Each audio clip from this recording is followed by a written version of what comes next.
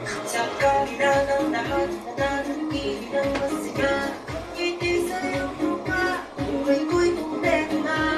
Kahit sino man, ang kwento mo'y mahalaga. Hatid namin ang isaya, saan bang nabububa?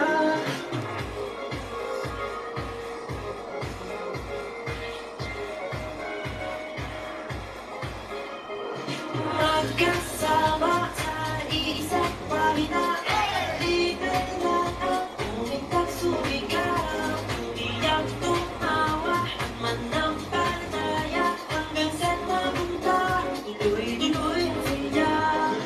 Pare-pare, kuya't ate, ilabas ang tigas mo. Kwento mo at kwento ko, i-alien. Magbigay ng pag-asa sa lahat. Tulog sa siya, kahit hindi na.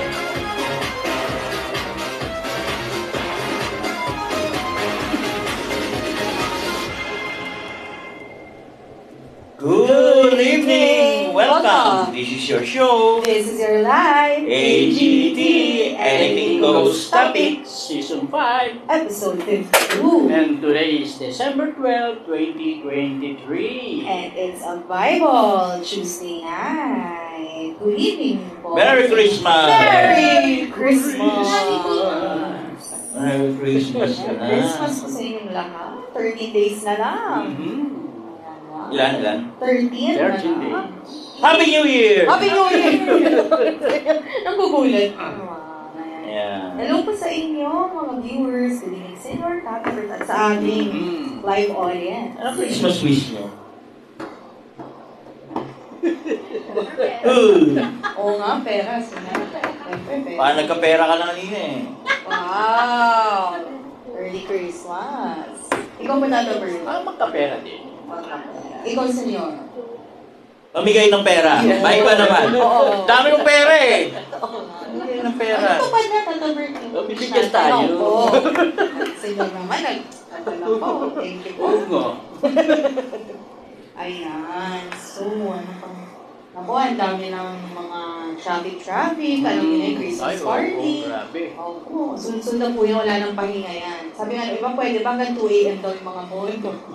Kasi laging hindi na uubusan ng tao. Sa Baklaran lang kanina, halos hindi makadaan yung tao doon sa kalye. Sa grabe. Di makadaan yung tao sa kalye. O, yung mga tao, dahil siksikan, Sikat na. hindi na halos makadaan yung mga tao. Hindi na Saan tumadaan? Wala, talagang... Sino pala nakaharap sa kalye? Mga tao mismo sa kalye na. Inaalo na lang, no? Oo. Natapos ng mga... Sisingit-singit ulit ako para ko sila sa... Yeah. Tapos, kawawa naman yung mga tao. Pero mag-iingat po tayo. Alam nyo, kahit Christmas season, ano rin yan. Ay, andyan si aktibo. Sila paring Mando. Yan. Totoo. Mandurukon. Mandurukon. Mga aga. Mangkukupit. Mangkugoyo. Marami-rami po. So, ingat po tayo siya. Maraming mga Yan. bonus. Meron nga agad, good evening po sa inyo, Tata Bert at Mama Jay. Wow, At si Ate po. Nita, magandang gabi sa lahat ng mga nanonood. Wow. Joseph Crisostomo. Ay, hello po. Pamanawag tayo. Kaya, dami natin. Okay, mga kasama sa Manawag, maga kayo dahil may event sa arena. No? So, napasabay. So, matatraffic tayo. Kaya, inside ng 4:30 A.M. a.m. Yan. Makalagpas lang tayo doon, safe na tayo. God bless po sa Trinity Senior sa Thursday. Oo, buo ko, 12 Wow, months. 12 months. 12 na balik sa Manawa. Dami na naman blessing po, Senyor. Oo naman. Yun yung sinasabi ko po, no? Dapat may effort ang bawat bibigay ng ano sa Diyos. No? Kasi pagpapakita yun ng matinding pananampalataya. Sabi nila magastos daw. Eh, kanino ba yung galing yung pera? Kanino mo gagastusin yung pera? Diba? Sa Diyos, diba? Yung panahon mo, sayang daw yung panahon. Eh, kanino ba galing yung panahon? Yung mga patay po, naubusan na ng panahon yun. Buti tayo, buhay pa. Kanino galing? Sa Diyos din. Diba? So, huwag manghinayang sa panahon. Actually, daming gusto sumama. Pero limitado yung sasakyan. Okay? 4:30 a.m. po Huwag po kami. Sa mga kasama. Yes. Yung mga hindi kasama, huwag na sumama. Easy po 4:30. Tulog kayo ulit. Ayan. Tuloy kayo. Okay. So, ano pa? Baba. Whatever. Well, yung sa binabando nila ngayon o binabalita nila, yung magiging yung El Nino daw by next year. Saka na yung next year. Tagal Pero pa na. binabalita na rin nila na... Taon-taon na lang may ganyan eh. El Nino, La Nina. Ito po ang bago po, no? Wala na po extension. Wala ninyo kung ano. Ang Jeep Modernization Program. So, kaya po pagdating po ng January 1, lahat po ng jeepney na luma, phase out po. Kaya po mag-i-strike po ang mga jeepney sa 14, 15, at sunod-sunod po hanggang magpasko, mag-i-strike po sila. Okay, good luck, Pilipinas! At kung walang mangyari yan, maglakad-lakad na rin tayo. Malamang na gano'n, hindi sapat ang bilang nung, sa nakikita ko ha, nung modernized jeep na tinatawag. Bili na lang po to. Down payment, 1.5. Monthly, 3,000. Ay, Pag natapos ang bayad mo, yung halagang 80,000, 300,000. Pero may motor ka. Tapos isempla ka dahil hindi ka marunong. Bili kang e-bike. Maubusan ka ng baterya sa daan, iiwan mo na rin. may bali-balita na ipaparegister na rin daw yan. Bali-balita pala, hindi pa namin inaano. Bili ka ng kotse. Kotse Kuba. Alam mo ba yung kotse Kuba? Volkswagen. Mura na ba yun, Miss? Ha? Mura na po ba yun? Mahal na yun. Nakatong. Okay, so wala na raw po extension, sabi ni Pangulong, Presidente. Pangulo na, Presidente pa. Bongbong Marcos Jr. So, wala na. Wala na extension. Kahit magkangawa kayo sa Lazada. Okay. So, ano pa ang balita? 200 po ng flu like virus. Kasama po ang COVID, no? 200,000 cases po ang kinakaharap po nating Pilipinas po ngayon. So, napakadami. No? Kape. Bago tayo ma-COVID. So, ayun po, no? 200,000. Ang dami nun. Opo. Pero hindi ba kasi flu season din naman, Senyor? Oo, pero mabigat. Marami namamatay ngayon, no? Lalo na yung may hika at saka may diabetes, no? May mga kilala tayo na matay. Nagkamali pa nga, pinatay yung buhay. Nandiyan yung namatay na nabuhay. Nanonood. Sa bumangon po mula sa kanyang kamatayan, magandang gabi po. At maligayang pagkabuhay po muli sa inyo. Ang may kasalanan po ay si Fred Dakipi. Pinatay ka niya po at lungkot na lungkot kami sa inyong kamatayan para makita lamang namin na buhay kayo. Ala ko multo eh. Makita ko yung bata yung anak niya Ako nalulungkot ako, nakikita siya naman nakagiti. Niisip ko nga, ampunin ko na eh. Wala buhay na buhay yung nanay. Pinatay. Sabi niya, grabe kayo. Hindi niya alam. Nakikiramay na nga ako sa Ayan. So, maligayang pagkabuhay muli. Huwag kang may sisihin nyo. Si Fred. Okay. So, ayun. At condolence nga pala po sa pamilya po ni Angel Montes na namatay po yung kanyang ama. Ingat po sa pagkain. I-share ko lang po, no? Pagkain ng saging na saba, galing sa rep, so malamig, 5. No? Eh, sabi ni Oli, naka-experience din siya, umubos po siya ng sa bakunyelo, sa patutak daw. Nahirapan daw huminga. Sayang. Mabuhay pa. Mali ba? Mali? Mali sa inyo. Mali. Oo. So, pero nabuhay pa. Nabuhay pa. So, walang sayang. Wala po. Ano ba sabi ko? Sayang. Sayang nabuhay Nabuhay pa. So, ano ibig sabihin? Parang gusto ko Parang, mamatay. opo, ganyan. Pinaganda Ganun po ba lang. yun? Ganun ba? Pinaganda po lang. Sige, sige. Pag-uwi natin. Pero bakit, senyor? Ano kung... Hindi ko nga alam eh. First time kong na ano eh. Pero, daw po, ingat. No? Sa pagkain ng saging na saba na marami. Nang marami. So, hindi po kayo makakahinga. Ayon po sa eksperyensya po ng dalawa natin, isa po namatay, isa po sayang. Na. Ano ba nakakatawa sa sayang? Eh, syempre, senyor, parang gusto mo ng sumakabilang Ganun ba yun? buhay. Opo. Sige. Ano dyan? Ah, mga hugasan. Okay. Tawa po sila ng tawa. Mga viewers. Ayan. So, nahuli na rin po yung pumatay po sa bus. Ah, yeah. Victory. Oh. Nahuli. Ito naman. At isa po talaga sa suspect po yung anak. Okay.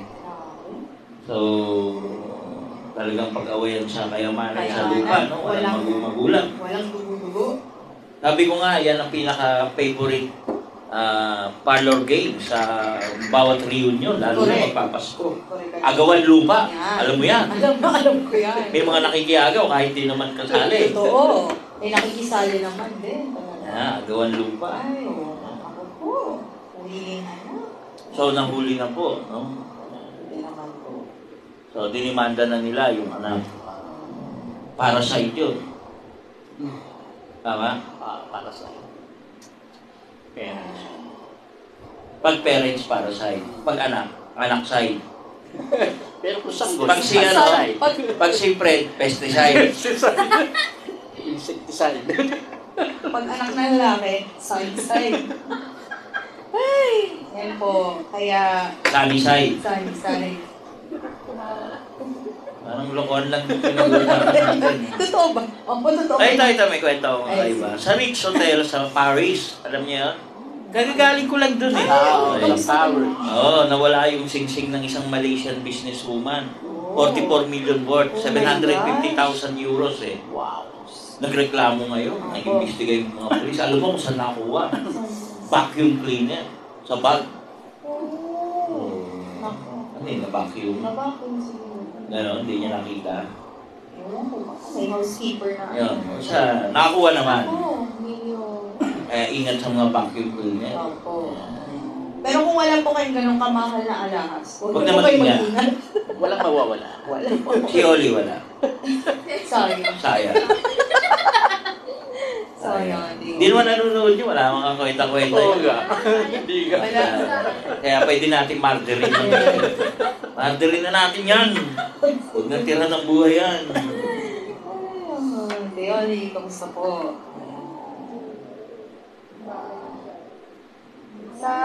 Medyo may trending din po ngayon sa isang cafe po sa Laguna, no? May pinalabas sila sa inyo ng mga customer. Kasi ang ginawa nila, 3 table yung inoccupy nila, pero 2 lang yung binili nilang inumin. Ano kayang hindi tama ba yun? Napalabasin sila? Pero may bumili naman ng 2 dun sa dami nila. Ulit. Inoccupy nila 3 table, pero 2 drinks lang ang binili nila. Hindi nila. Tapos pinaalis sila. Sa isang cafe po sa Laguna. Hindi ko na Alam mo kasi, di isang table, supposedly 4 yung bangko, di ba? Yes. Yan yung typical 4-3. Pag isa lang ang bumili, ibig sabihin minority yung bumili. Apo. The rest hindi. Yes. So, parang may problema. It's bad for the business kasi yung mga totoong magkakape, wala ng lugar. Apo. So, hindi ko alam bakit doon ba kasi sila nagre-review. Dati, nung araw po, sa library po nagre-review ang mga tao. Ngayon po, bakit sa coffee shop? Hindi ko alam kung ano meron sa coffee shop. Hindi mo pwede mag-review sa bahay nyo, bahay ng girlfriend nyo, group mates, whatsoever, di ba? Wala namang coffee shop noong araw eh. Pampatalino ba yung coffee shop? Pero bigyan ko kayo ng payo. Instead sa coffee shop kayo, sa lobby kayo ng hotel. Mas malaki yung lobby ng mga hotel. At free kayo doon. O kaya sa casino. O, doon na lang kayo. Kaysa mag-coffee shop kayo. Yun. Pero ako businessman ako. Policy ko yun. Kasi sayang pa kung pumasok. Oo, kasi 4 yung upuan eh. Tapos isa lang yung model. So, minority. Diba? So, parang ano yung lokohan?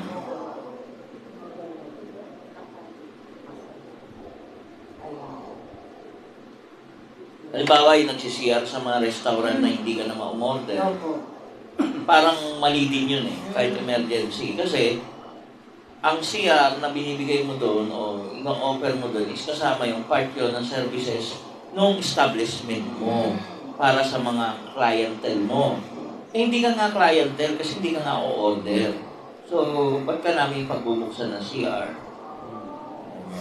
Diba?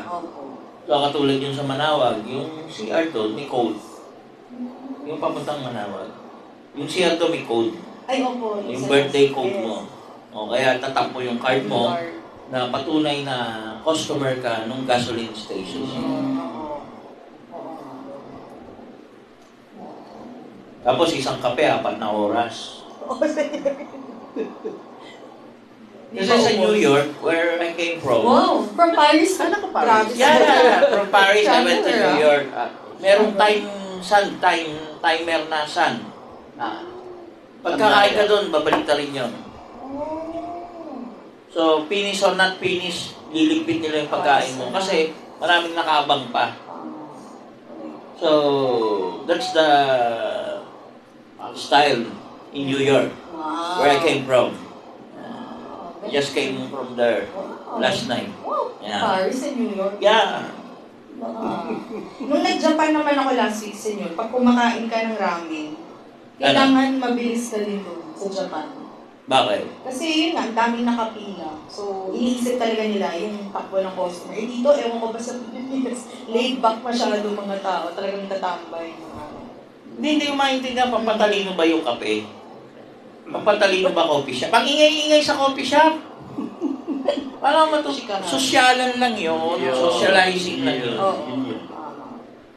How can you study pag marami kayo? Ako, nag-aral ako. Ikaw, ano ka, cum laude ka. Paano ka mag-aral ng araw? Sa bahay lang talaga. Tahimik, maingay. May konting music ako. O, tapos, paano kung pag walang kang kaharap? Wala ako. Pag may kaharap ka, ano nangyayari? Nadi-distract. Yun nga, nakaka-distract. Yun nga. Lalo na kung maganda yung kaharap. Papakit. Yun talaga yung senyor.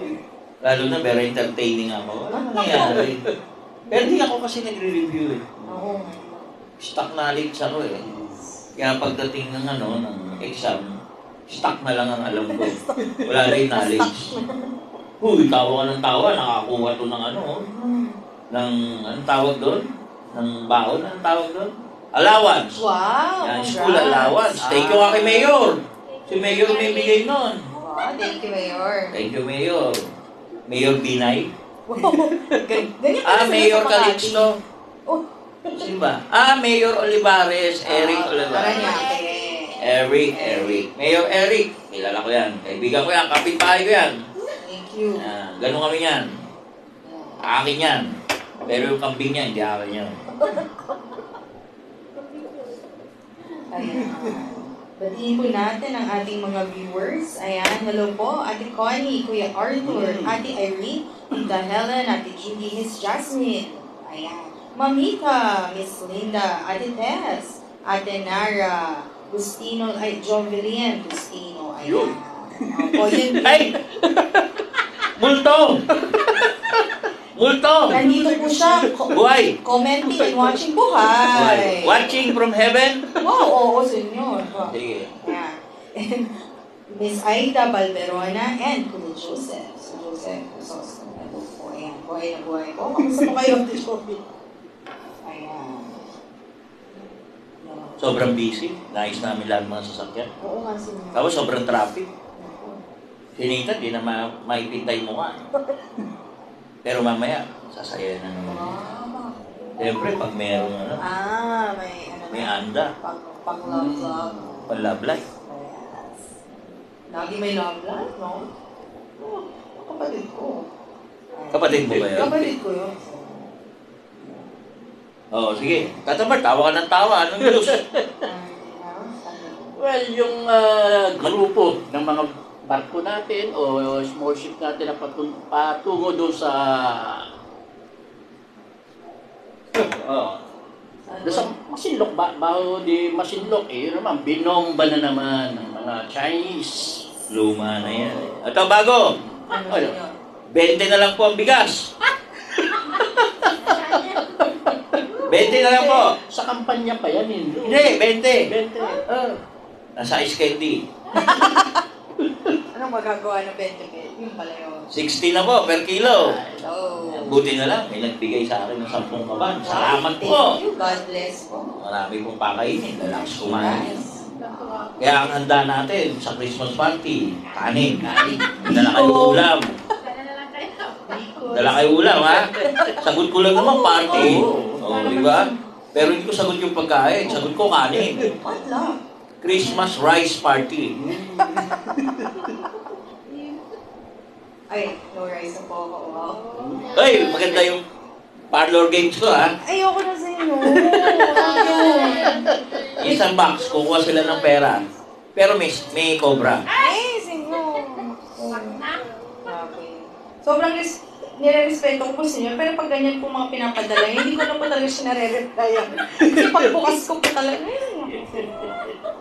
tapos yung babasa, yung pangalan pa ng isa, katulog pa rin naman sa Biblia. Eh. Anyway po. Anyway. Sige, ano pa? Tanong. Ano? May tanong po ba kayo? Buhay pa po ba? Si Oli. Ay, oh. Alam mo, mabubunyi tayo talaga. Ay, Sayang. ay. Wala pa naman pong mga tanong. Tatabert, magpapasko na. Mm. So, malamang sa Biyernes, kantahan na naman yan. Wala ba tayong guest? Mag-guest ka naman. Ako mag-guess? Para maiba po. Para may iba, ikaw ang guest. Ikaw. Pwede. Sino mag-guest? Wala. Busy yung mga singer natin. Ibayad yung mga yan eh. Angel Montes kaya. Magdamdami ka ang tayo. Alam ko na. Isya mo na. Yun. Oo, magaling kumanda yun. Parang boses pala kayo. First time tayo makakarinig ng ganung boss. Yes, boses ka. Kaya mo yan. Isya mo na. Abangan nyo na lang po Opo. ang kanyang paglabas. Sige, sino pa? Di busy kasi yung mga singer, maraming rapper. Saan pa lang? Sige, ano pa, Tata Bird? Ano ba yung mga schedule? 20 lalabas yung Sa bata. 20 nakalabas yung bago. Matanggap pa tayo regalo? Matanggap ka regalo? Ako tumatanggap ako regalo. Ako rin. Ikaw din. Ako rin. Oo naman. Ano gusto mo regalo? Kahit na ano. Kahit na Ano ba? regaluhan yung ube. Hindi, actually, paborito ko yung ube. Oh, yeah, ube na lang. Ube pastillas. Ikaw. Yung Ako, alaya. senyor, cash. Cash. Ikaw, senyor. Ay, kahit ano. Kasi sobre nyo na lang. Ang hirap ko Oo regaluhan. nga, senyor, kasi parang, ay, cash na nga lang, kasi tinutulong mo naman yan sa iba. Brum-brum. Wala naman kayo pang regalo brum-brum. Wala, senyor. Matchbox lang ka na. Brum-brum. Ako, baka na naman may magregalo dyan na ano. Always. Mga sitang hero ko dyan. Ayan ah. Long hair na naman. Oo, meron yan, senyor.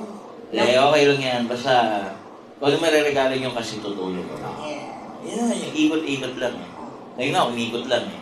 Ubus lahat doon sa paro sa biyahe sa Manawag. Binila natin mga bagong gulong yung sasakyan, aircon, lahat. Ayos natin. Pag hindi pa sila dinilaw, ewan ko lang.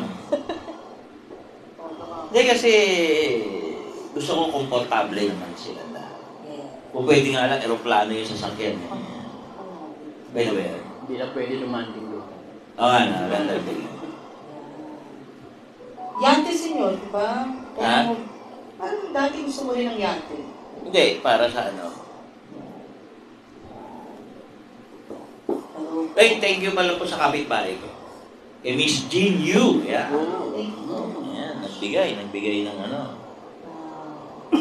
Bigay ng anong tawag dito? Regalo. Thank you po sa inyo. Early Christmas. Bibigayan. Mga inaanak, dyan lang kayo. Ay, sa mga inaanak ko po, wala po ako dito. Saan po ako nandun? Miski ako, hindi ko rin po alam. Kaya, Merry Christmas po. Ang balik ko po ay January. January na. New Year na. Vikings na. Ayan po. Ba't gano'n? Nagtatago yung mga ninong at ina? Kasi yung iba dyan, senyor, na nagiging ninong na lang nahihila. Ako nga rin, kami Diba? na. Maraming gano'n. Isa na ako yung senyor. Ninong daw ako. Opo. Okay? Sige, ano pa?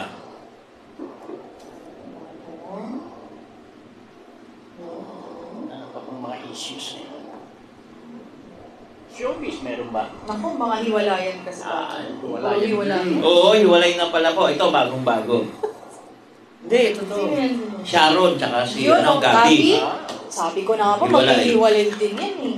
Nakaramdam na ako. Hiwalay. Hiwalay na. Si Sarah, Sa, ayun po. Geronimo. Sara Lamat. Ah, hindi pa. Labati ba? Tsaka si Richard Gomez. Richard Murph. Hiwalay. Pakasal-kasal pa kayo, tapos maghihiwalay din kayo. Yun mo. Hindi na kayo pakasal. Tingnan nyo yung mga hindi nagpapakasal, hindi naghihiwalay. Yun ang sinasabi ko eh, pakasal-kasal kayo, tapos hihiwalay kayo. Isang malaking kalokohan yan. Kung kayo na nagpakasal, tsaka naghiwalay. Oo nga, siguro. Diba? Kung hindi pa nagpapakasal, hindi naghihiwalay. Okay. O ano pa, basa ka na ng Biblia bago tayo showbiz chismis. Ayan.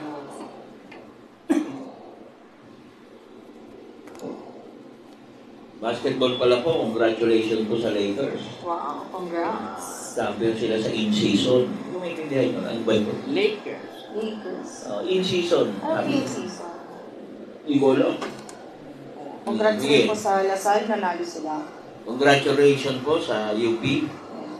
Talo kayo. Talo. Second place sila. Opo. Okay, second place po. Ayan. Tsaka kay Kitty. Magaling na sa mga shooter. Okay. Okay po. Babasa na po tayo. Pagbasa po mula sa ikalawang libro ng mga hari, chapter 30. Ang paghahari ni Jehoahaz sa Israel. Nang ika-23 taon ng paghahari sa Juda ni Joas, na anak ni Ahazias, nagsimula namang maghari sa Israel si Jehoahaz na anak ni Jehu. Naghari siya sa Samaria sa loob ng 17 taon. Ginawa rin niya ang mga bagay na hindi kalugod-lugod kay Yahweh. Sinundan rin niya ang mga masasamang gawain ni Jeroboam na anak ni Nebat na nangunan sa Israel para magkasama. Nagpakasama rin siyang tulad nila. Dahil dito, nagalit si Yahweh sa Israel kaya hinayaan niyang matalo ito ni Haring Hazael ng Syria at ng anak nito si Ben-Hadad. Nanalangin si Jehoahaz kay Yahweh at pinakinggan naman siya sapagkat nakita ni Yahweh ang kalupitang dinaranas ng Israel sa kamay ng hari ng Syria. Binigyan sila ni Yahweh ng isang tagapagligtas na siyang nagpalaya sa kanila sa kapangyarihan ng Syria. At muling namumuhay ng mapayapa ang mga Israelita sa kani-kanilang tahanan. Ngunit hindi pa rin nila tinalikuran ang kasamaan ni Jeroboam na umakay sa Israel para magkasala. Hinayaan nilang manatili sa Samaria ang haliging simbolo ng Diyos-Diyosang si Asherah. Walang natira sa hukbo ni Jehoahaz maliban sa 50 mga kabayo, 10 karwahe at 10,000 kawal. Parang alikabok na dinurog ni Hazael ang buong hukbo ni Jehoahaz. Ang iba pang ginawa ni Jehoahaz ay nakasulat sa kasaysayan ng mga hari ng Israel. Namatay siya at inilibing sa Samaria sa libingan ng kanyang mga ninuno. Pumalili sa kanyang anak niyang si Jehoahaz. Ang paghahari ni Jehoahaz sa Israel. Nang ika-37 taon ng paghahari ni Joas sa Juda, si Jehoahaz na anak ni Jehoahaz naman ay nagsimulang maghari sa Israel. Naghari siya sa Samaria sa loob ng 16 na taon. Ginawa rin niya ang mga bagay na hindi kalugod-lugod kay Yahweh. Nagpakasama rin siyang tulad ni Jeroboam na anak ni Nebat na nagbulit sa Israel sa pagkakasala. Wala siyang pinag-iba sa kanila. Ang iba pang ginawa ni Jehoahaz, pati ang pakikipaglaban niya kay Haring Amazias ng Juda ay nakasulat sa kasaysayan ng mga hari ng Israel. Namatay si Jehoahaz at inilibing sa Samaria sa libingan ng mga hari ng Israel. Si Jeroboam ang humaling sa kanya bilang hari. Ang pagkamatay ni Eliseo. Si Eliseo ay nagkasakit ng maluha at dinalaw siya ni Haring Jehoahaz ng Israel. Lumuluha nitong sinabi, Ama ko, mag-iting na tagapagtanggol ng Israel. Inuutos ni Eliseo sa hari, Kumuha ka ng pana at mga palaso. Kumuha naman si Jehoahaz. Muling nag-utos si Eliseo, Kumanda ka sa pagtudla. Sinabi uli ni Eliseo, Teka, ulitin natin. Si Eliseo may sakit. Opo. Siya yung malubha. Tama? Opo. Malakas ka masyado dati, bro. Okay? Ayan. Sige, ulit. Sige. Pagkamatay ni Eliseo. Ang pagkamatay ni Eliseo. Si Eliseo ay nagkasakit ng malubha at dinalaw siya ni Haring Jehoahaz ng Israel. Lumuluha nitong sinabi, Ama ko, magiting na tagapagtanggol ng Israel.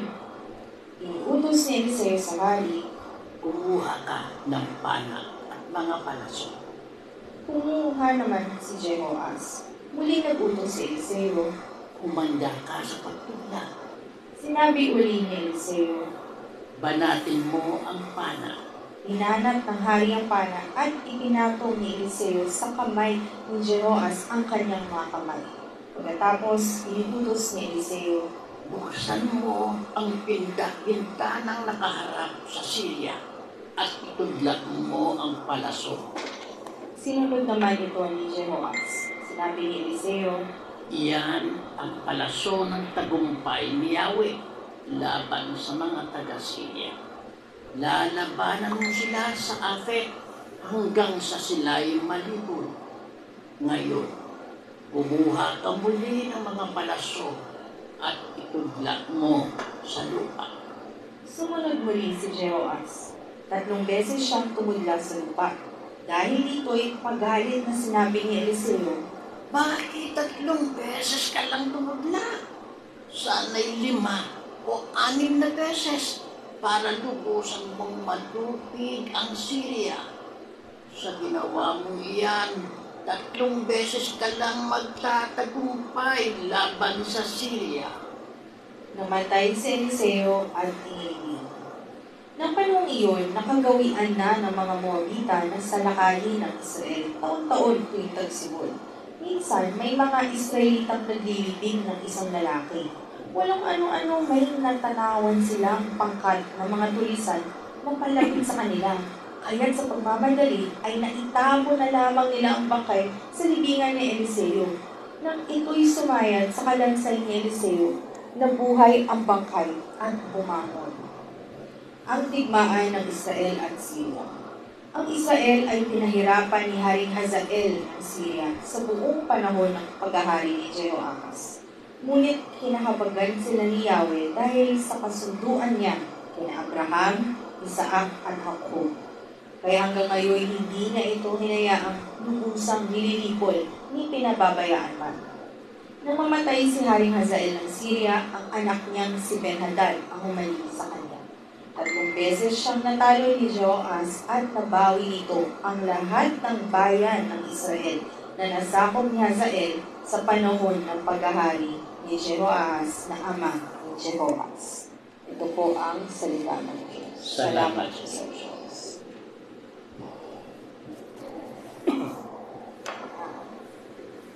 Okay. So, palit-palit kami mga hari. At saka mga minor lang ito. Kaya wala tayong masyadong tanong. Wala masyado tayong paliwanag, no? Hindi palitan lang ng mga hari na palpak. Kasi hindi sumusunod sa Diyos, no? Dangat nga lang na may pangako ang Diyos kay Abraham, yan, kay Israel, at saka kay Isaac, saka kay Jacob. Si Jacob, si Israel din yan. Diba? So, yun. So, hindi pinababayaan na malipol, no?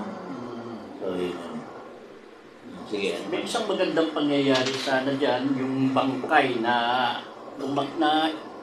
naitapon nila at nadikit doon sa buto ni Eliseo. Na yung bangkay nabuhay, pero wala na masyadong istorya yung binanggit ko. Baka natakot. Natakot yung babae. Bakit patay pa tayo? So, ibig sabihin, may milagro yung bangkay ni Eliseo kahit nasa bangkay na. No? Bitisel din yung sinasabi sa mga relic ng mga santo. No? Yung mga taong ginawang santo ng simbahan na bumubuhay din daw ng mga nagbibigay ng milagro sa mga umaasam na milagro. Parang ganun.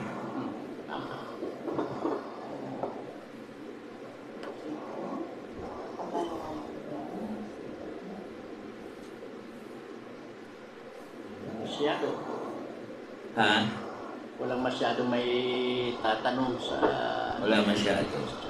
O, di ba? Saan tayo kasunod? Chapter 14. Ang paghahari ni Amazias sa Juda. Nang ikalawang taon ng paghahari ni Jehoas sa Israel, nagsimula namang maghari sa Juda si Amazias na anak ni Joas. 25 taong gulang siya noon at naghari siya sa loob ng 29 na taon. Ang kanyang ina ay si Jehoadin na taga-Jerusalem. Naging kalugod-lugod din siya sa paningin ni Yahweh kahit hindi siya naging katulad ng ninuno niyang si David. Tulad ng kanyang amang si Jehoas, hindi rin niya ipinagliba ang mga dambana ng mga Diyos-Diyosan, kaya nagpatuloy mga tao sa paghahandog at pagsusunog ng insenso doon. Nang matatag na ang kanyang paghahari sa Juda, ipinapatay niya ang mga opisyal na pumatay sa kanyang amang hari. Ngunit hindi niya idinamay ang mga anak ng mga ito. Sinunod niya ang nakasulat sa kautusan ni Moises. Hindi dapat parusahan ng kamatayan ang mga magulang dahil sa krimeng nagawa ng mga anak, ni ang mga anak dahil sa krimeng nagawa ng mga magulang. Ang nagkasala lamang ang siyang dapat patayin. Si Amazias ay nakapatay ng 10,000 Edomita sa libis ng Azim at nasakop niya ang Sela. Tinawag niya itong Joktheel na siya pa rin pangalan nito hanggang ngayon. Pagkatapos, si Amazias ay nagpadala ng sugo kay Hari Jehoas ng Israel, anak ni Jehoahaz at apo ni Jehu. Hinawin niya ito sa isang labanan. Pumarito ka't harapin mo ko. Ganito naman ang sagot na ipinadala ni Jehoas sa hari ng Juda. May isang maliit na puno sa Libanon na nagpasabi sa isang malaking puno ng cedar sa Libanon. Ibigay mo ang anak mong babae para maging asawa ng anak ko. Dumating ang isang mabangis na hayop sa Libanon at tinapaka ng maliit na puno. Nang matalo mo ang ilong, ay naging palalo ka na. Masiyahan ka na sana sa kasikatan mo at manatili ka na lang sa bahay mo. Bakit naghahanap ka pa ng gulo na ikapapahamak mo at ng buong Juda? Ngunit hindi pinansin ni Haring Amazias ang sinabi ni Haring Jehoas. Kaya sumalakay ang hukbo ni Jehoas sa Beth-Semes na sakop ng Juda. Natalo ng Israel ang Juda at ang mga tauhan nito'y nagkanya-kanyang takas pauwi. Binihag ni Haring Jehoas si Amazias at sinalakay ang Jerusalem. Ginuho niya ang pader nito mula sa pintuang Efraim hanggang sa pintuang sulok. Ito'y may habang halos 180 metro. Sinamsam niya ang mga pilak at ginto at ang mga kagamitan sa templo ni Yahweh at sa kabangyaman ng palasyo. Nagdala din siya ng mga bihag nang magbalik siya sa Samaria. Ang iba pang ginawa ni Jehoas, pati ang kagitingan sa kanyang pakikitigma kay Haring Amazias ng Juda ay nakasulat sa kasaysayan ng mga hari ng Israel. Siya'y namatay at inilibing sa Samaria sa libingan ng mga hari ng Israel. Pumalit sa kanya bilang hari ang anak niyang si Jeroboam. Ang kamatayan ni Haring Amazias ng Juda. Si Haring Amazias ng Juda ay nabuhay pa ng 15 taon mula nang mamatay si Haring Jehoas ng Israel.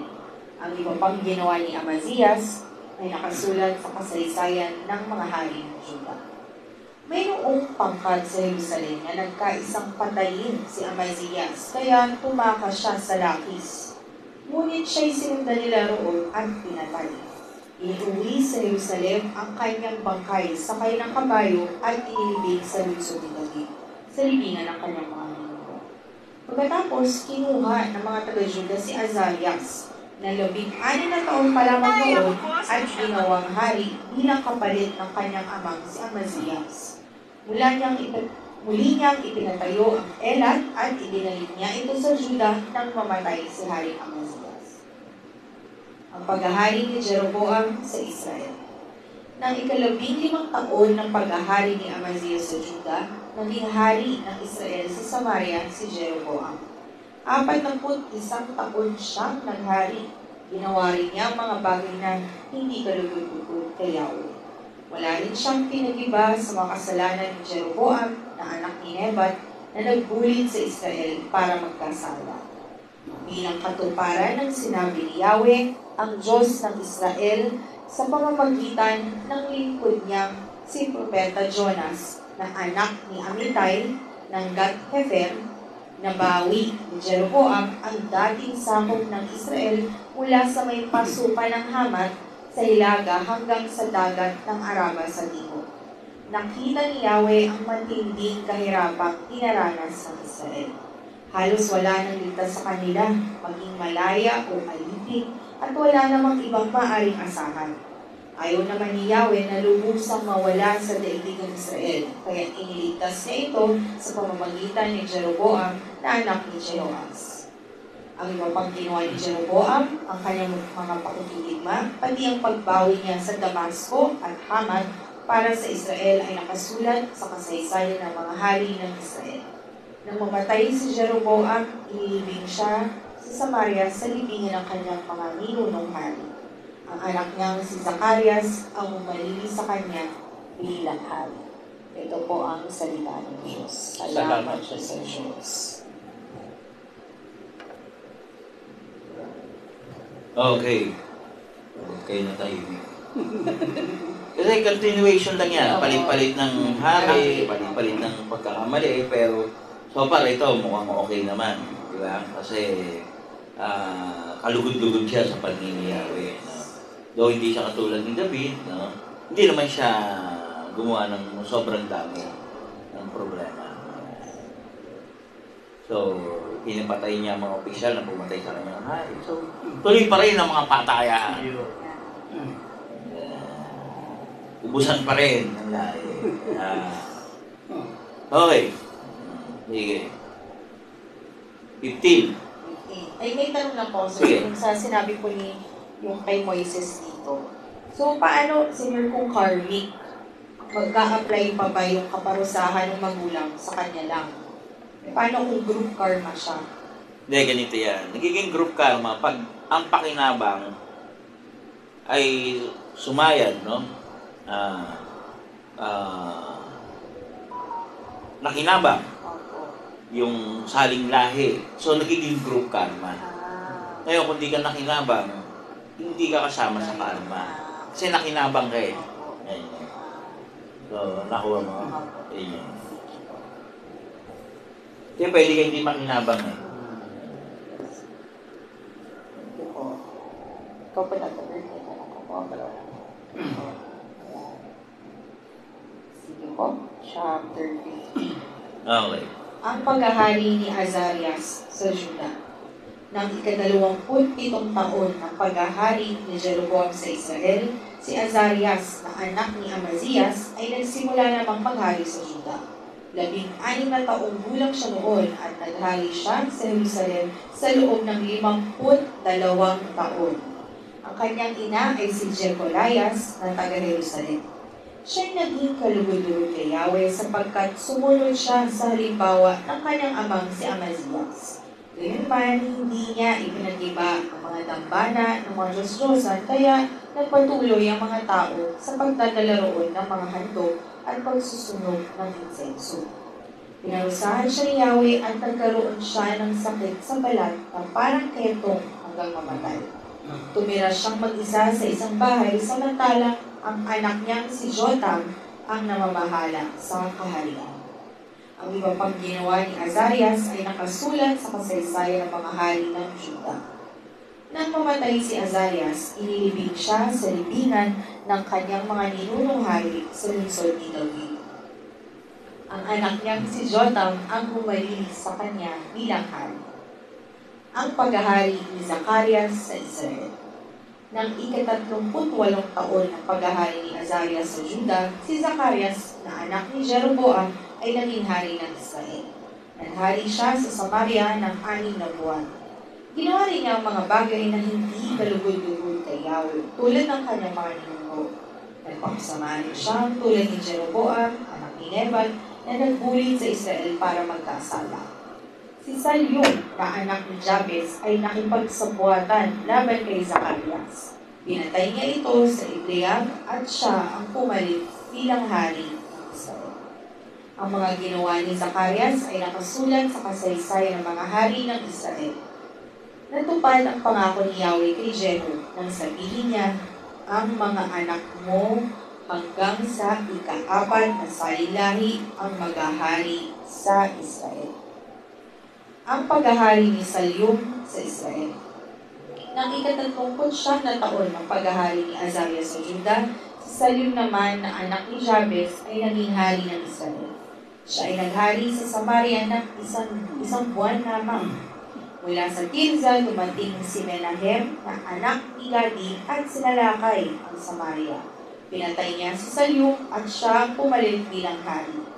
Ang iba pang ginawa ni Salyum, pati ang pakikipagsabuatan niya laban kay Zacarias ay nakasulat sa kasaysayan ng mga hari ng Israel.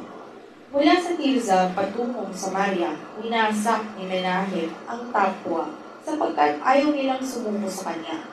Wala siyang pinatawad at ipinabiyak niya, pati ang tiyan ng mga buntis.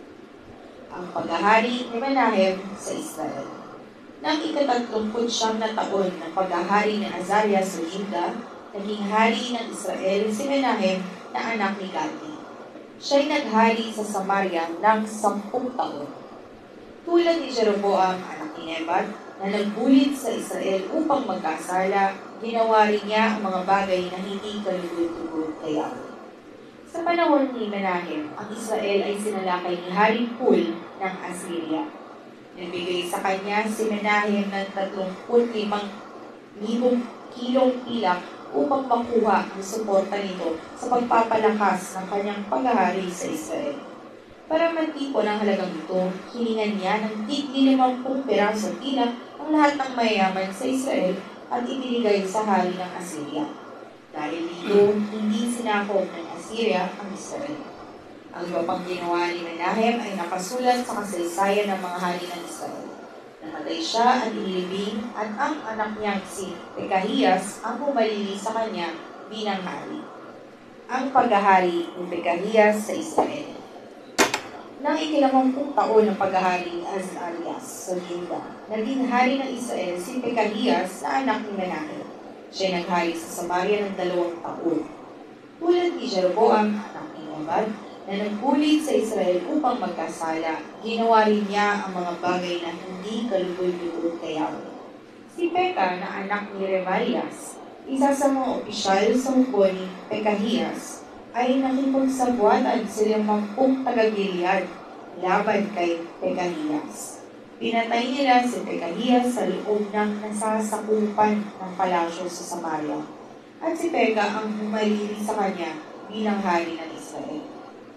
Ang iba pang ginawa ni Pekahiyas ay nakasulat sa kasaysayan ng mga hari ng Israel.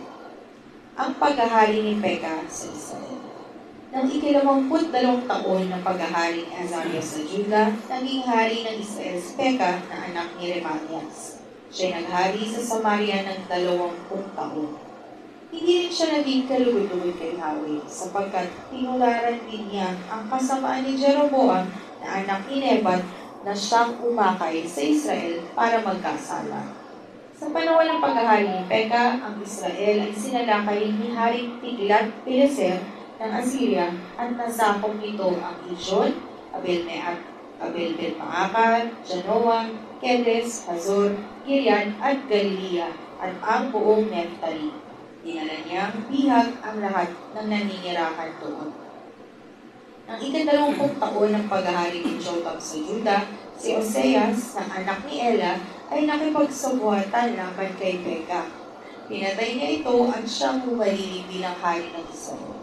Ang iba pang ginawa ni Peka ay nakasulat sa kasaysayan ng mga hari ng Israel. Ang paghahari ni Jotham sa Juda.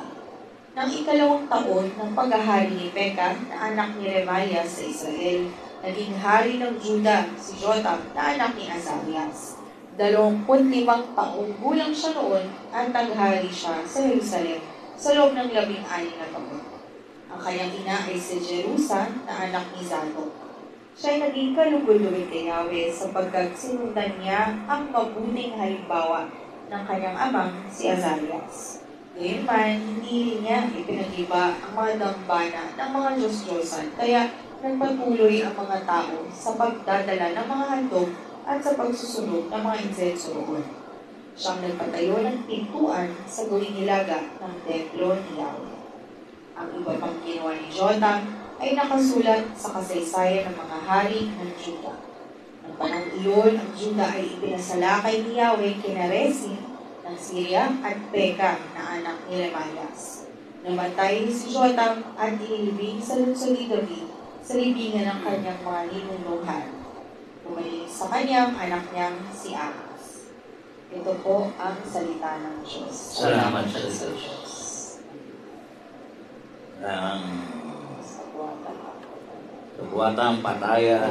Ba, isang buwan lang yung isa. Tapos mag-anak ang nagpapatayan. Conspiracy.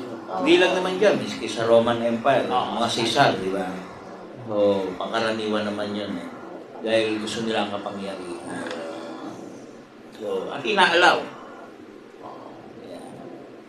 Inaalaw ng Diyos. So, ganoon din yung mga patayan, yung mga walang katapusang gantihan. Bakit kaya?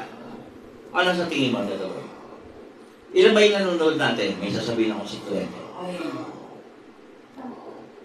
10. Oh, 10. Para sa 10 lang ito. Unahan ko na. Kasi matagal pa yun yung Testament eh. Oh, sige, ano sa tingin mo? Yun nga, yung kagustuhan maging hari din dahil sa power nga, eh kahit walang kamag-anak, walang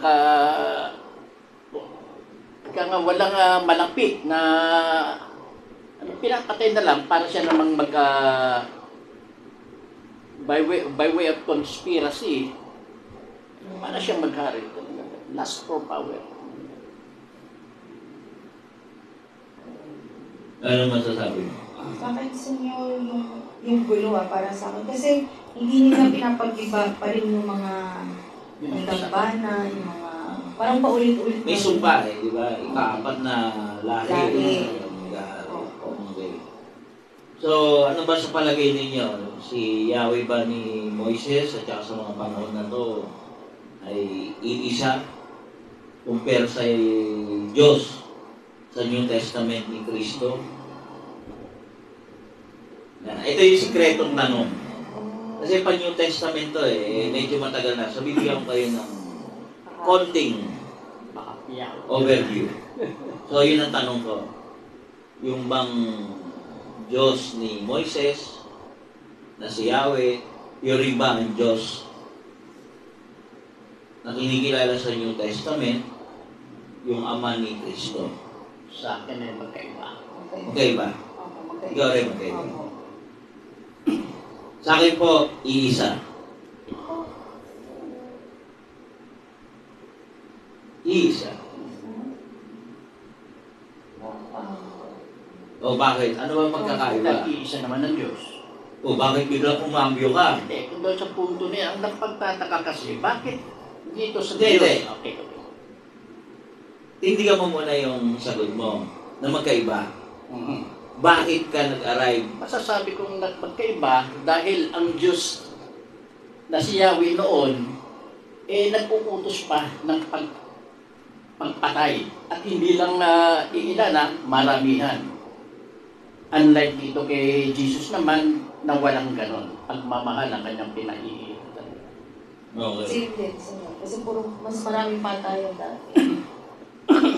So, ibig mo sabihin, si Yahweh ng Old Testament, ito para sa 10 nanonood kasi nakaparty yung iba Maliban na lang kung mag-review sila. Pa-New Testament to, so matagal pa to, taon pa to. Pinarurusahan ng Diyos sa pamamagitan ng pagpatay o pagubos sa kanila, lalusan ng mga tao. Tama? Yang ginagawa ni Moises, di ba? Tama ba? Correct. Which is, hindi yan sa New Testament. Kay Kristo.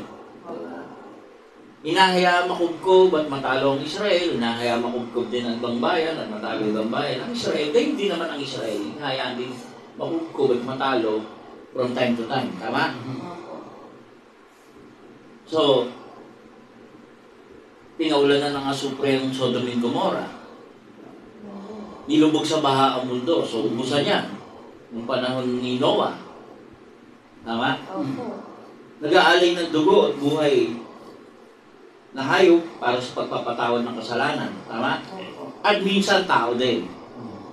Tama? Correct? Yes. Sa Old Testament. Sa New Testament, nangyari ba yan o hindi? Wala akong alam na nangyari ang ganyan. Kung ang pag-uusapan ay Diyos ni Moises, ni Yahweh. Diyos ni Yahweh at saka Diyos ni Kristo. Wala ganon. Ikaw? Kasi Kristo sila yung sa Okay. Testament. Sa New Testament, sa Old Testament, lahat yan ginawa. Sa New Testament, bakit ginagawa? Nag-aalay ng dugo, nagpapatayan, dahil hindi sumasamba kay Yahweh, para maubos lahat ng mga kasalanan at makasalanan. Tama? Opo. Sa New Testament, wala. Walang iniutos na ganyan. Sa New Testament po, bumuhos din ng dugo ng sarili niyang anak para tubusin ang kasalanan. At yung po ang pinakalundo. Siya na nag-tulos.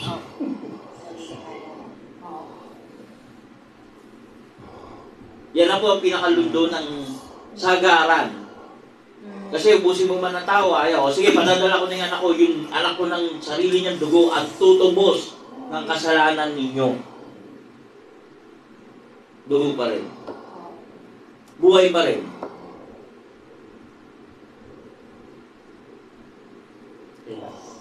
The Redeemer. Nagbago na kayo bigla. Dahil nasa magandang paliwanag niya.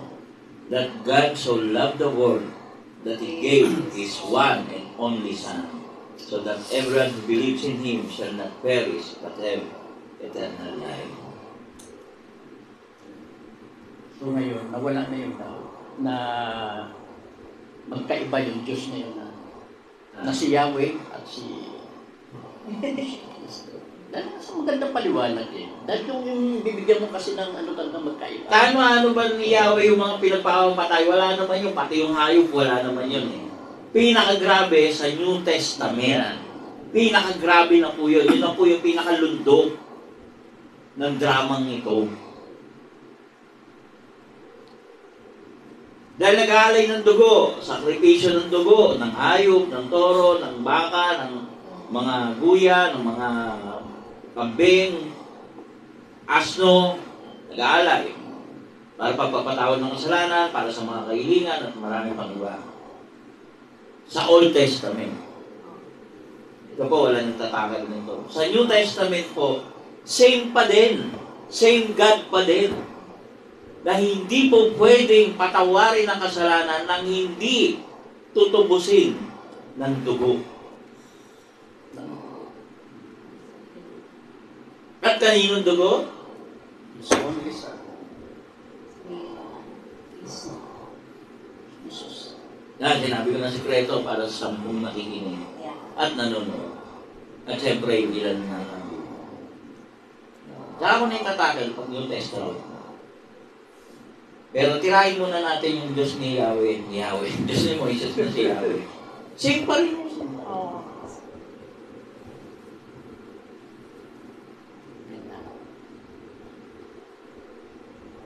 Same pa rin.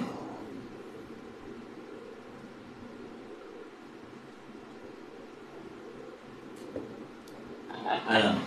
Huwag na rin kayo mag-iisip ng ganyan na magkaiba, ha? Same pa rin. Kanina, iba ka eh. Hindi nga. Maganda nga yung paliwanag ko at least na Actually, ako nabigyan ng po, ano. reload po dito. Sabi ko, iba yung Diyos ni Moises. Para magkaroon kayong kaisipan. Patayan, tubusan ng dugo. Ano yung ano? Kasi, kumpara mo po yung dugo na dumadaloy noong mga unang panahon, kumpara sa New Testament, yung dugong dumaloy para tubusin ang kasalanan, alin ang mas mahalaga?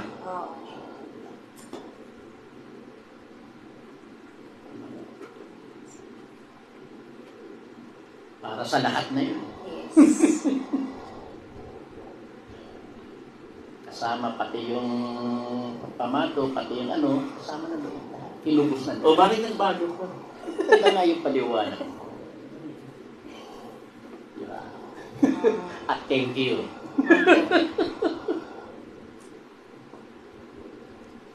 Yan yung isang sikreto. Atin. Pareho din po yun. Hindi nagbago. Same din. Kaya nga ang unang last word Ama, bakit mo ako pinabayaan? Matitens ka. Ikaw ang pantubos.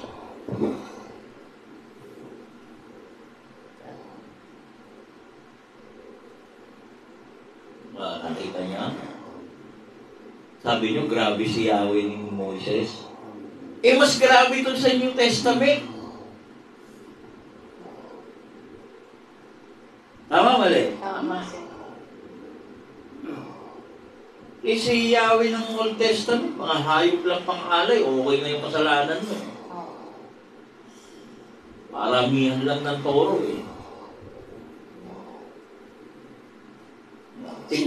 Sinasabi ng mga na redeemer nga nagsakripisyo yung buhay niya para pero hindi na may paliwanag ng ganun eh. Basta ganun na sinabi nila, hindi na may paliwanag paano. Yung mga tahimik lang tayo, baka kombiyahin. Sige mo. After ilang years, ako i-expound ng todo.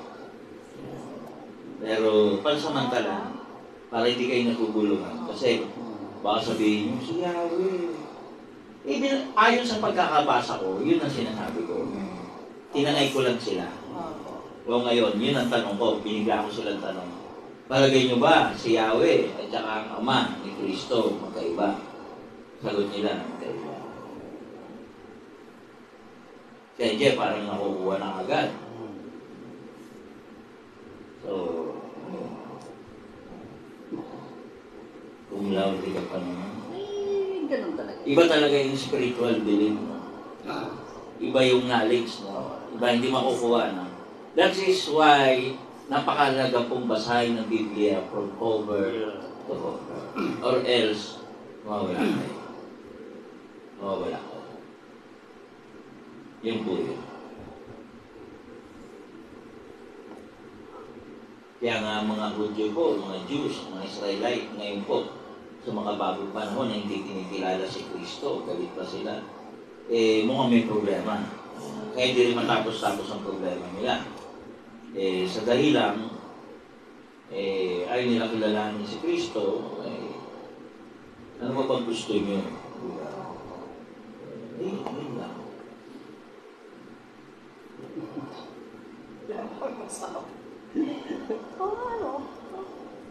1+1 lang po yan. Simple knowledge lang yan eh. Diba? Ano ba tubusan ng araw? Ano ba ubusan ng araw? Diba? Para mabayaran ng mga kasalanan ng pagkakamali ng mga tao. Diba? Buhay ng kung sino-sino lang. Dito po, hindi. Buhay ng kaisa-isa ang anak ng Diyos. Yung Testament na tayo, pag-uwi natin ng drama. Konti lang makakaalam ng drama.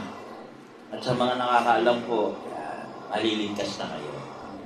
Sa mga hindi po nakakaalam, ewan ko sa iyo, sa buhay mo. Sa ganyan na hindi tinatanggap ng Israel sa ngayon, tungkol kay Jesus Christ na yan, how will this thing end with regards to this Israel? Ako hindi ko alam. Hindi ko alam. Pero, pag Biblia ang pinag-usapan, whatever is written, it is for the past, for the present, and for the future. It is for all times. Kasi ang spiritual matter, ang mga salita ng Diyos, ang salita nga ay kasama simula umpisa hanggang sa wakas, ang ibig sabihin niyan ay effective yan. You just have to know the secret of yung mga changes at mga pagbabago. Yan, yung drama ba? Hindi nila mahuli yung drama. O yan, sinabi ko na sa inyo yung drama, it's up to you kung paano kayo maniniwala. Papyaw lang po yung sinabi ko para hindi kayo maguluhan. Kasi po matatapos ang po year-end. Natakil lang po natin si Moises, ang kay David, na kung saan napakaraming patayan at ang Diyos mismo ang nag-uutos. So, iba ba ang Diyos ni Yahweh? Si Yahweh, no? Which is, yun po yung tanong ng marami, tanong ko rin po yun. Which is, dinala ko po kayo kung saan pong arena na parang nandun kayo. Totoo naman, talagang grabe yung patayan. Ngayon, yung Testament, matagal pa kasi. So, para lang po mabasag yung maling pananaw, no? Katulad ng itatabay para magkaiba. Kita nyo, pagdating po dyan, magkaiba kaya ng mga nakarang panahon, sinasabi ko siya, tsaka na natin malalaman. Pero mukhang mahaba pa po yung panahon, baka sakali po, no? Hindi na tayo magising bukas, makalawa, no? At least nasabi ko na iisa po ang Diyos. Nung panahon po ng Old Testament, New Testament, at mga darating pa pong panahon, iisa po ang Diyos. Yan. Hindi po siya nagbabago po ng kaisipan, hindi po siya nagbabago po ng pagmamahal, hindi po siya nagbabago. Pero nagbabago po siya ng paraan para po makuha natin kung paano po ang aral na tama at akma sa bawat panahon na ating ginagalawan. Yung po yun.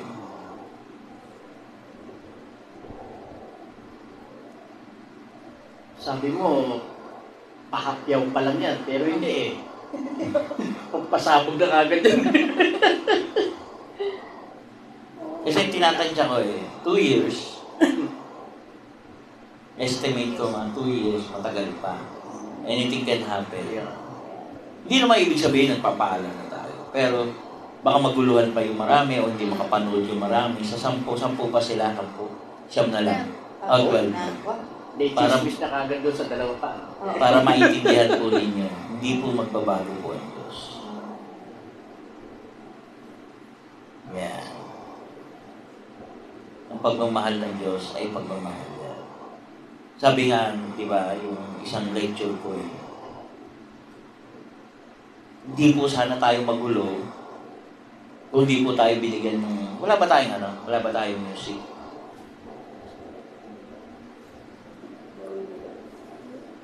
Ikaw na. Hindi alam ni Derek. Ganda naman ng Derek natin. Naligo na ba yan? Parang hindi pa naligo yun si Derek. Wow! Yan ba yung kakanta? Oo. Christmas song? Ayan.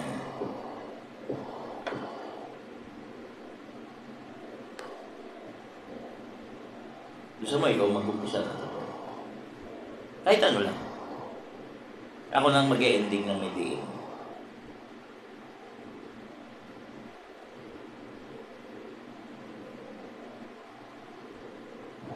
Naka-ano ka ba? PLDT ka ba? Ay, ito po. PLDT ka? Hindi po. Kaya nga PLDT ka.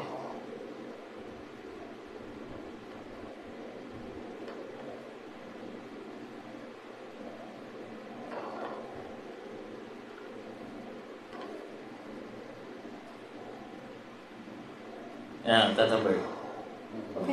Tahimik. Kailangan merong... Okay, so talaga may sponsor tayo. Yan, thank you for the sponsorship. Yan. Tatabar. Well, sa ilang nakasama namin sa gabi ito, ilan man po kayo, konti man o marami, maganda at sinamahan nyo kami dahil nakasama nga namin kayo sa magandang kaliwanagan na naman natutunan natin sa araw nito sa magandang paliwanag.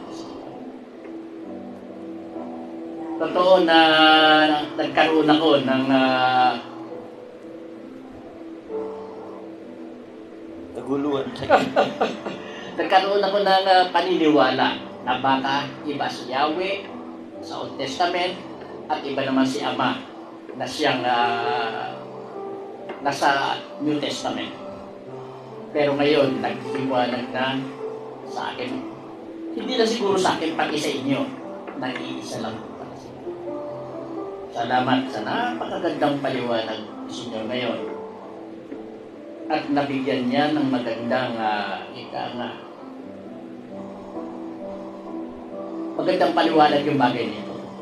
Yun lang ang masasabi ko. Salamat sa inyo. Salamat din po kay Ama.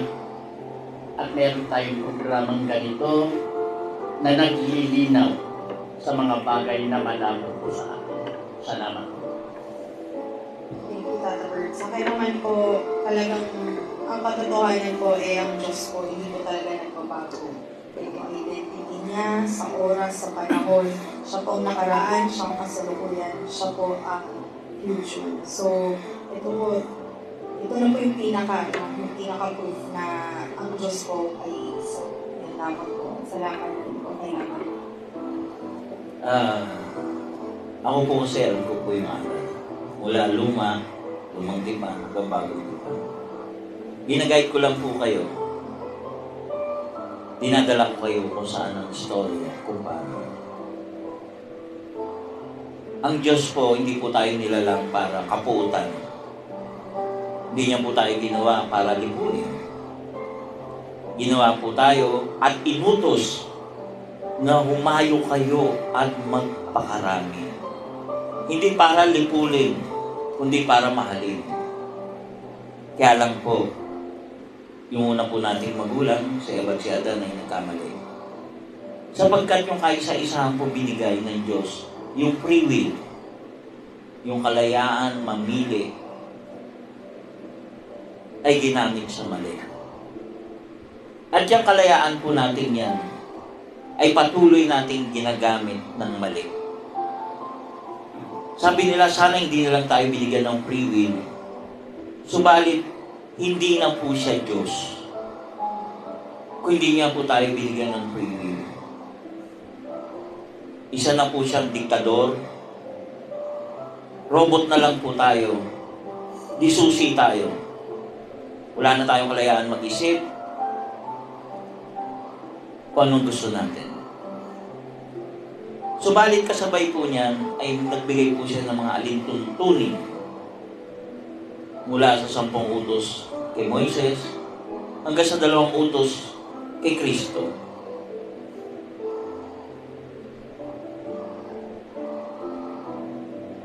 Mula noon po, sa lumang tipan hanggang sa bagong tipan, pinaliliwanag po ng Diyos na ang kabayaran sa lahat ng kasalanan ay buhay.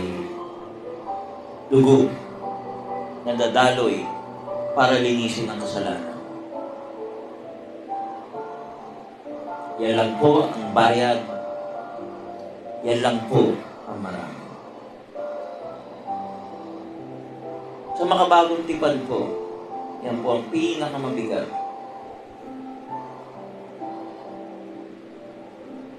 Ako po, hindi ko po pwede ibigay ang kahit isa sa anak ko.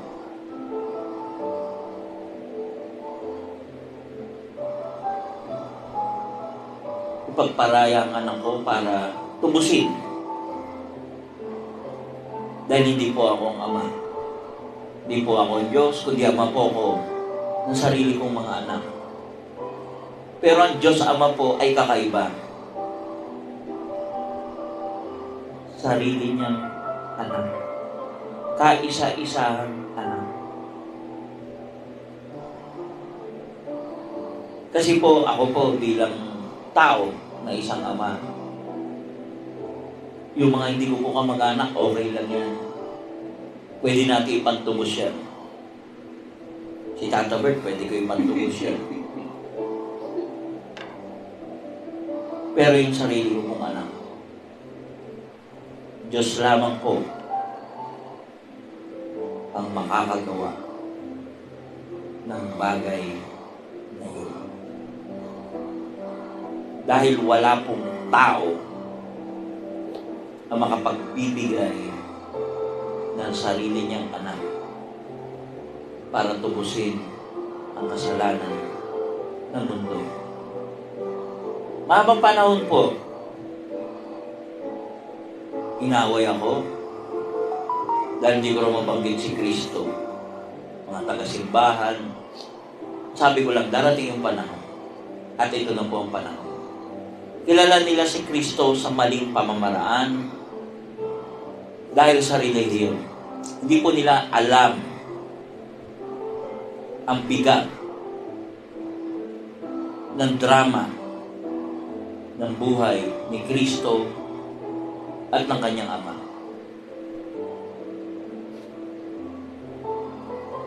Dalawang taon mula ngayon, tatakil natin ang New Testament. Sana po, patuloy kayong sumusubaybay na makilala ninyo ang lahat ng ibig sabihin ng Panginoong Diyos mula kay Yahweh. Tawag sa Kanya, Ama, ang tawag ni Kristo.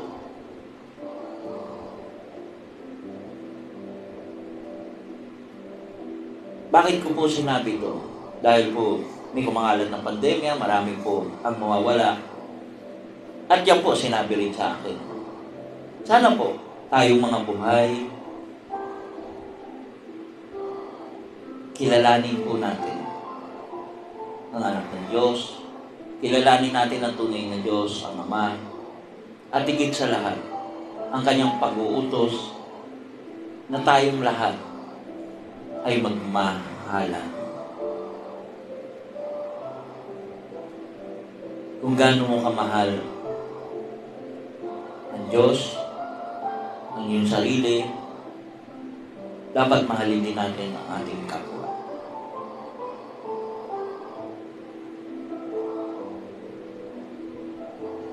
Ako po si Anthony Vivero. Sana po niliwanagan kayo sa gabi ito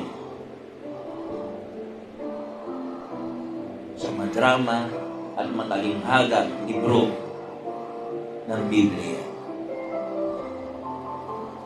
Ako po si Angela Nera. Si Tata Bert po ito, and by the way, gamutan po bukas, being Wednesday. At para dun sa maaga pumunta po rito, meron po tayong novena at 8 o'clock sa pangunguna ni Tita Hermie Rodriguez. And then, pag-uulit po nung napakagandang lecture ni Senyor nung Sabado, lecture number 66. Magandang gabi po. Good evening. God bless. Thank you po.